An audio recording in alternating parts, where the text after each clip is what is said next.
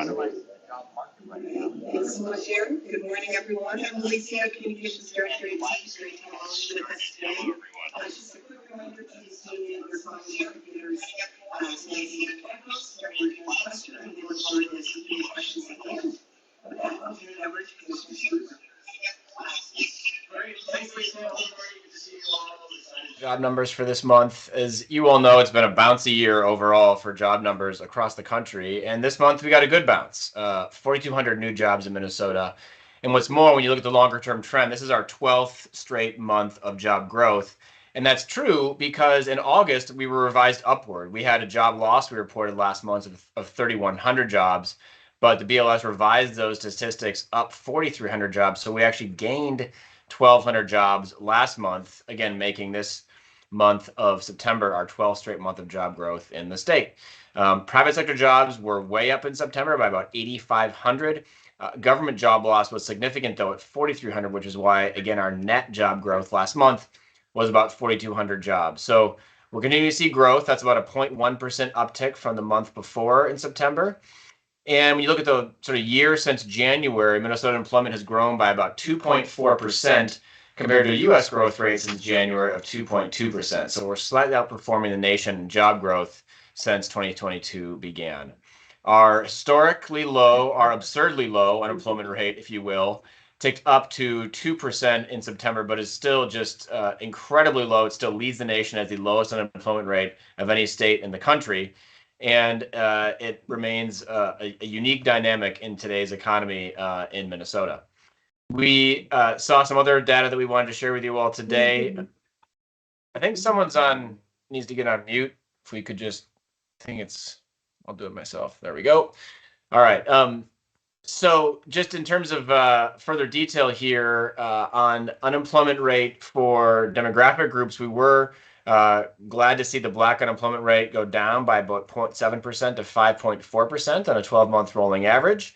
The white unemployment rate went down as well to about 2.2%. So it's still a huge gap there between whites and blacks in our state. Hispanic unemployment rate went up just a tick as well. But again, those numbers have been pretty bouncy. So we're tracking them. We're glad to see some of those gaps closing, but the longer term view, I think, is the most important.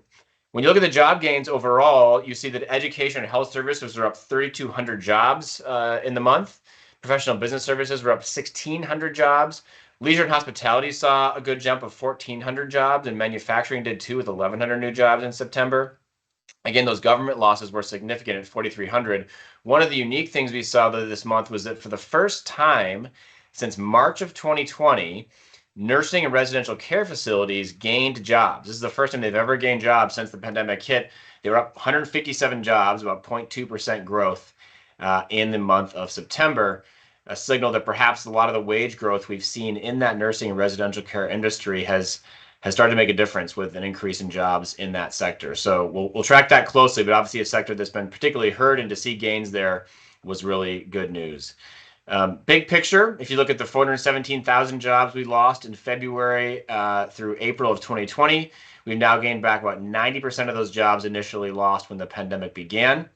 And the unemployment weekly claims, in other words, the number of Minnesotans who are drawing down an unemployment insurance payment every month, has really remained flat. It's way down at 2018, 2019 levels, historically very low, about 24,500 or so Minnesotans every week pulling down benefits. Again, that has not gone up significantly this year. And in fact, it has gone down over time since record highs of a year or two ago. Additional data we wanted to share with you today is our labor force participation rate did tick down 0.1 of a point to 68.1%. Looked in the long view, and you saw, if you had a chance yesterday, we had a piece posted on Dee's website on kind of labor force participation rate trends, because of course this is a major new metric that we've all been looking at across the country, and certainly here in Minnesota. And for a long time, we'd been predicting that the labor force participation rate was going to go down for demographic reasons. The pandemic accelerated that. But in this year, we started 2022 with a labor force participation rate of 67.6%. And we're now at 68.1%. So we've gone up about half of a percentage point. The U.S. has stayed pretty stagnant, about 5 points lower than us at 62.2%. The U.S. nationally it went up about 0.1% to 62.3%. But again, Minnesotans are getting back to work faster than the nation. And as an aggregate, we are working harder and have more people in the labor force than most states. Of course, the big challenge in Minnesota remains our workforce shortage. We remain one of the tightest labor markets in the entire country. We have 4.1 job openings for every unemployed worker in our state, and there are about 226,000 job openings in Minnesota, a vacancy rate of about 7.2%. So that remains really a headline for us at Deed, focused on those open jobs, focused on the opportunity that exists in our economy right now, which is significant. We have some national records we've been setting in our market, which have been signals of a strong economy. But the inefficiencies that exist in the labor market are things that we in government really feel we need to focus on to really tackle some of those market gaps between those who are able to work and businesses who are looking to hire. So a lot more data to share. I'll turn it to Orion Casal, our Labor Market Information Director, to go into some of the details, and then we'd love to answer your questions. So Orion, over to you.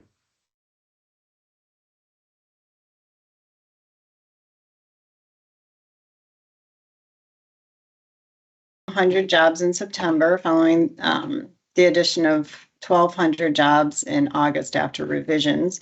So this brings us up to a streak of 12 months of adding jobs on a seasonally adjusted basis. The unemployment rate did tick up to 2% in September as a result of the addition of 3,420 unemployed people. Previous to the last few months, we've never measured a lower number of unemployed people at any time in the history of the series dating back to 1978, though. So the number of unemployed is still extremely low. And Minnesota's labor force shrank for the third month in a row, pushing the labor force participation rate down 0.1 of a point to 68.1%, which is back to where it was in February of this year. So we've still made gains over the year, but we're these last couple of months have shown decreases.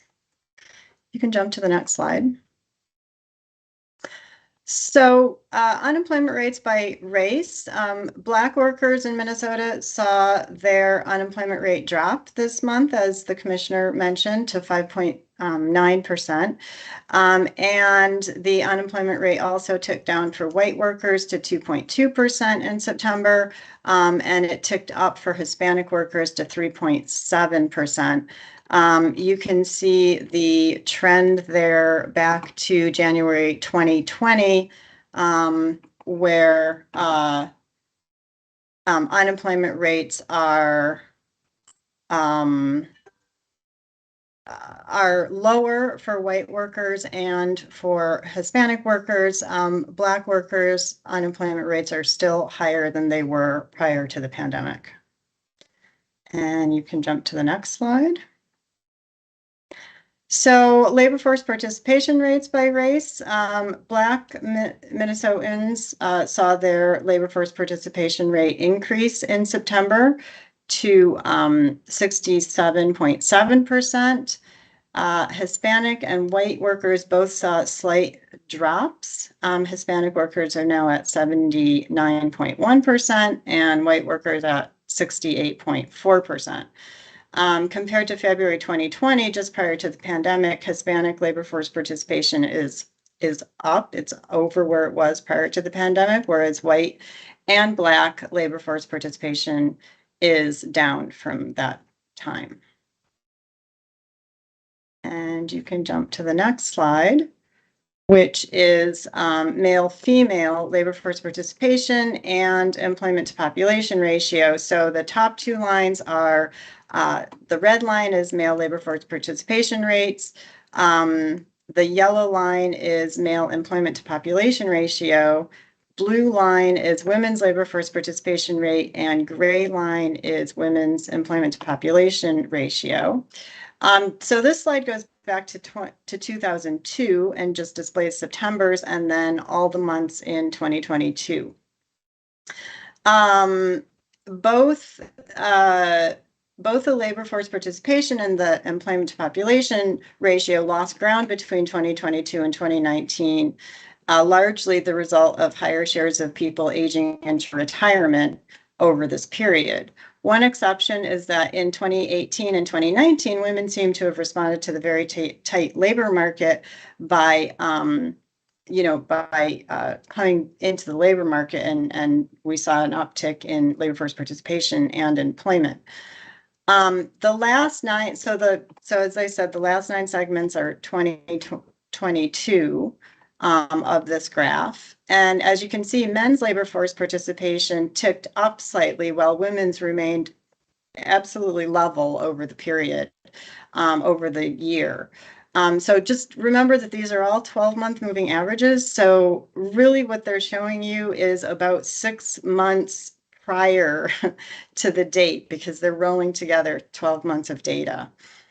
So this really better represents what was going on in late winter, early spring of 2022 than in September. Unemployment rates for women have been ticking down, which is causing the employment to population ratio to tick up during 2022. So you see a slight rise in the gray bar there, and that's entirely due to women moving from unemployed to employed. You can, yep, there we go. So this is over the year growth and comparing US and Minnesota. Over the year, Minnesota added 93,713 payroll jobs. That's up 3.3%. If you remember from last month, this is an increase in the over the year change. The private sector added 92,085 jobs over the month, and that's up 2.7%. 10 of 11 super sectors in Minnesota posted positive over the year employment growth. The only exception was mining and logging. Professional and business services grew 6.2% over the year, adding almost 23,000 jobs. That was led by the administrative services sector, which includes temp help. So temp help was up 7.4% over the year. Professional, scientific, and technical services was up 6.1%, and management of companies was up 3.3%. Manufacturing is doing really extremely well in Minnesota. As you can see, it's beating the nation in over the year growth. It posted almost 16,000 additional jobs over the year. That's a 5.1% growth rate. And all published sectors, so all sectors that we have enough sample to publish, grew. Durable goods was leading non-durable goods. So durable goods posted a 6.1% increase over the year. Leisure and hospitality continued to post the highest over the year job growth of 6.5%. So that was an addition also of almost 1,600 jobs. And mining and logging lost 252 jobs over the year. The commissioner mentioned that this was the first month that we saw over the year job growth in the nursing and residential sector.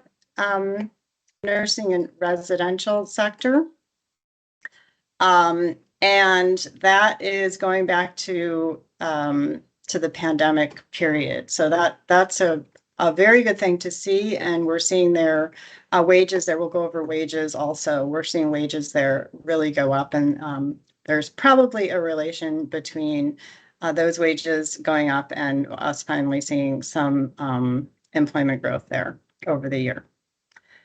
Can go to the next slide. So this is the job loss and recovery since the pandemic slide. So we lost the 417,000 jobs from February through April 2020 and have since gained back 360,300 of these jobs. That's 90% of the jobs that we lost. And that it's 90% both in all jobs, so including government and in the private sector.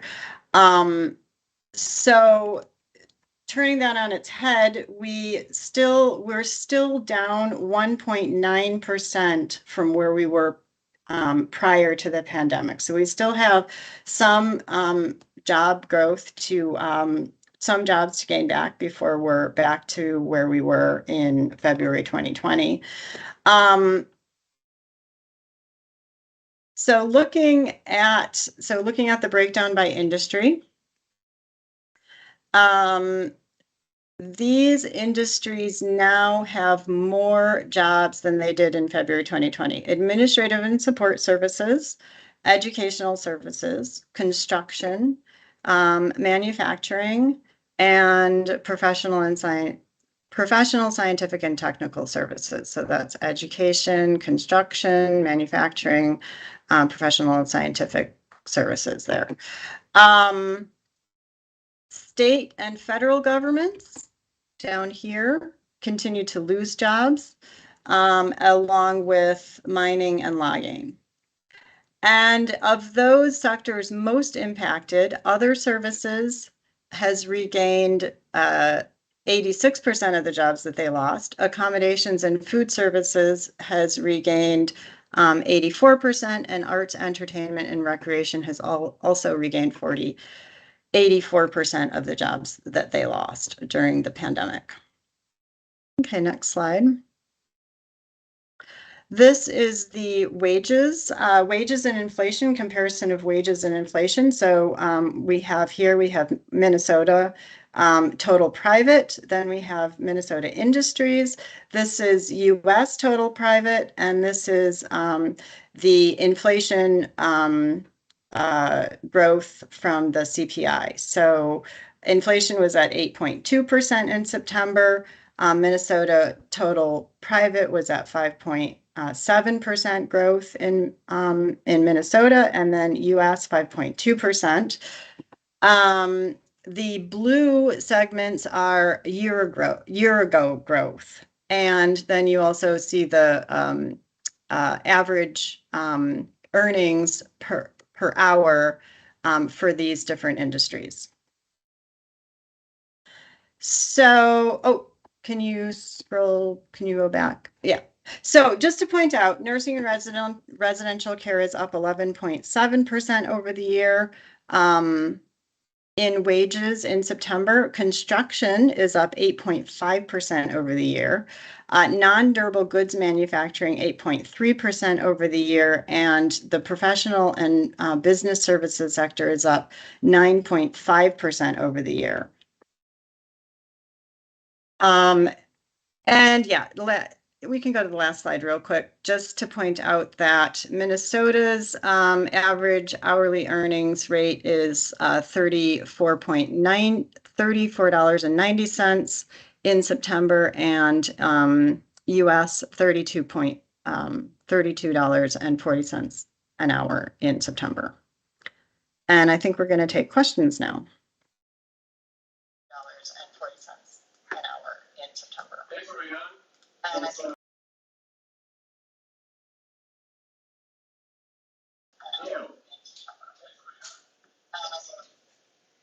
I see. Well, just wondering, what does it say about everybody's efforts? Your efforts, efforts of businesses, the hiring bonuses, now hiring shines, and all that. That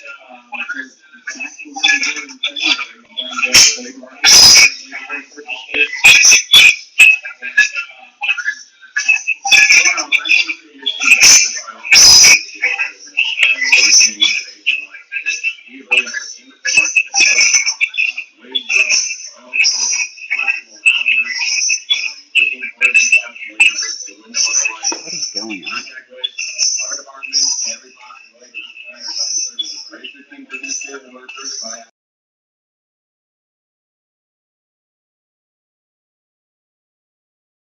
To really step in and continue to play a key role. There's a lot of labor hiding in plain sight. There's a lot of businesses who are rethinking how they hire. And I think it's a unique time for workers in our state. I mean, I've spent a lot of time this summer, as you all know, and into the fall with a bunch of different labor groups that just don't get enough attention in our state. Most recently at a prison out in Lino Lakes with Commissioner Schnell, where there's some really extraordinary job training programs right there inside of the walls of the prison that get, those who are going to be released soon from prison into the position to get a job. And we're hearing more and more employers who are just ready to hire and just rethinking kind of how they look at the labor market. So I think that growth is good. It's what you need in a tight market. It is still job seekers market out there. And Minnesotans, again, compared to the rest of the country, are working harder and getting back to work faster than in most states. So there's a long ways to go. This is a tight market. When you have 4 jobs open for every 1 person searching, that's a tough place to be. And your productivity suffers for it when you don't have enough workers. So we're continuing to really sprint on this. And as we look ahead to the coming year and the chance to look at our budget surplus and how we strategize about the ways that state government can play a role here, I think workforce and the economy are really going to play a central role in our vision for the future of our state and how we really invest to make sure we can get our businesses the workers they need and job seekers, jobs that pay well. But here's my point. The labor force participation rate is going down despite all these efforts. Why is it going back down? Well, it's gone up faster in Minnesota than in the nation by about half a percentage point. I mean, it went down 0.1% in the last month, but it's gone up broadly over the year by 0.5%. So I don't think it's a fair characterization of the data to say the labor force participation rate is suddenly going down. It's down a tick. And as I said at the top of the press conference, it's a bumpy year, and we're not claiming victory because there's one bounce up in jobs this month compared to other months. But I think when you look at Anthony Stenhauer's study yesterday on labor force participation rate, you'll get a sense for those longer term trends.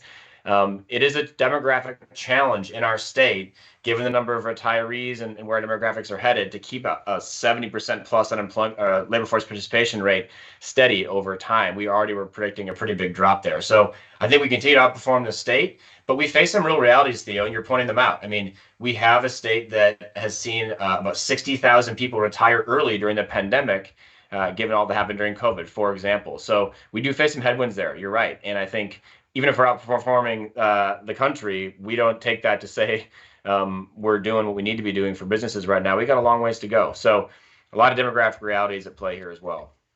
Yes, and I just want to emphasize this is a very long-term trend based on demographics, aging labor force, and again, we are outperforming the country over the year. Okay, thank you. Thanks, Theo. Brian, over to you, please. Hi, Commissioner. I wanted to just touch on the mining sector. I know that there are some folks up there who are nearing the end of some unemployment benefit eligibility, I think at the end of this month. Do you know how many are creeping toward that? And is there anything stopgap that DEED is going to do, given that the legislative special session looks improbable or impossible, I guess, until prior to then? Yeah, we were on the range a few weeks ago for a Bill It Matters tour and had a chance to meet with a lot of rangers and with some mining companies as well. Of course, the big expansion of U.S. Steel there is big news for jobs up on the range as that new arc welding facility comes together. So I think the long-term view there has some positive notes on it. Some pretty good developments. But you're right, there are miners, I don't know the exact number, but who are facing the end of unemployment benefits based on when they got onto the program. There have been times in the past where the legislature has come together to do something specific for mining workers to extend those benefits. But you're right, that takes legislative action. And so not something the governor or the department can just do on our own. Thanks, Commissioner. Kavita, over to you, please. Good morning. Hi, guys. Good morning. I think the job numbers today does show that there is still growth and we are still adding jobs, but it does seem like we've been slowing down compared to some of the bigger numbers we saw back in the spring. So, and I think there has been some signs, like in the BLS data that came out earlier this week, that the number of job openings have decreased. I think you mentioned the 226,000. I think it's now down to 193. Still a lot of job openings. But I'm just curious, if you're seeing any signs that employers are slowing down hiring, especially as the interest rates have been going up. It looks like there still are hiring and there doesn't seem to be layoffs, but I'm just curious if you're getting any sense that the hiring appetite or demand is slowing. Yeah, no, it's a good question. I mean, when you got 4 jobs open for every 1 person searching in the state, it's hard to say that there's been that much slowing, in the sense that we talk to employers every day who are continuing to really struggle to find workers. I do think there are employers who are looking for other ways to increase productivity that goes beyond hiring. I mean, automation comes to mind immediately as something we continue to see a lot of manufacturers in particular really invest on. We're announcing later this week, an expansion of some small business resources that we have that will include within it an increased focus on automation loans and automation grants to help smaller manufacturers do that quickly. Part of an integrated strategy to make sure it's not just about attracting talent and getting people jobs, but also helping companies find other ways to produce their goods and services. So, I wouldn't say that we're hearing a lot of employers slowing, but I think every business that we talk to is trying to adapt to a new reality and say, okay, what levers can I use to hire people more effectively and efficiently and attract the kind of workers that I need? Where am I not looking that I should be to find workers? We're seeing more and more of that. But then also, how can I adjust to reality in which I'm not going to get 50 workers overnight. I might need to find new ways to produce goods or services that involve fewer people. So there's an element of that happening too. I think, I haven't heard as many things anecdotally from employers around concerns with sort of potential recession or slowing down for any of those reasons. If anything, I think it's a situation where if you have a worker, you've gotten a worker in today's market, it's really hard to consider letting them go. Many employers, many businesses who are manufacturers and may see a slowdown in goods production, or at least the demand for goods, are telling me, well, we have such a stockpile, such a backup due to supply chain issues that even if that continues, we still need workers to catch up to the orders that we're delayed on. So it remains, I think, a tight labor market, and one that we think is really full of opportunity right now, and we're not a lot of employers who giving up on that need to hire in the aggregate. Thanks, Commissioner. It looks like we have time for maybe 1 or 2 more questions. Any other questions from the press?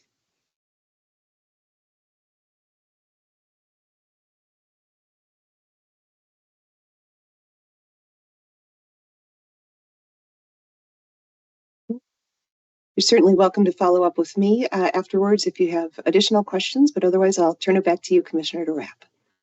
Well, great. Thanks for joining us, everybody. Another month, another jobs report with some good news here, I think, for Minnesota. Those 12 consecutive months of job growth is a positive thing for the state. And we know that these numbers have been bouncy over time. We're trying to provide those longer-term views to get a sense for what's happening when the month-to-month stuff can be up and down.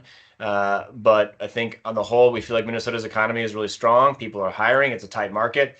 We just need more workers. That remains, I think, the main focus of our department when it comes to growth. So thanks for joining us, and have a great rest of your day. We'll talk to you soon. Take care.